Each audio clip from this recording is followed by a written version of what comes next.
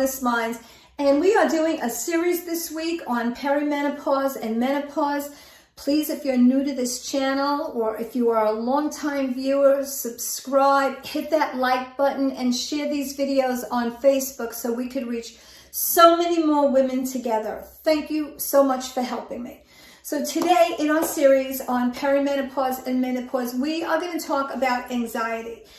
All of a sudden you start to feel this anxiousness, this anxiety in your body, and you call me and you say to me, I don't know why it's happening. I should be feeling gratitude. I'm almost finished raising my kids, or I'm finished raising my kids, and life is good and my relationship is good, but all of a sudden I am not feeling good in my body, and it's anxiety. So I am going to tell you, when it comes to anxiety, you really need to call me so I can help you, talk you through it. You can get in the write-up below a free consultation. Because everybody experiences anxiety so differently, what is it that you're feeling in your body? Are you not feeling inner peace? Are you feeling constant worry?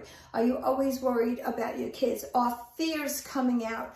Are you crying and struggling? So your symptoms of anxiety are very different from somebody else's or mine. In fact, I could not even leave my house, and all of this happened to me during perimenopause, and I went into it early. I went into it in my late 40s.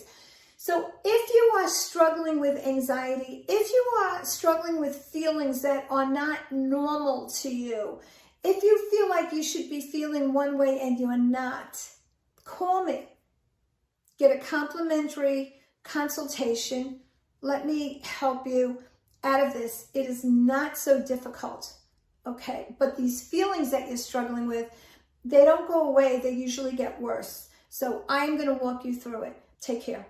Amy Cohen, Strongest Minds.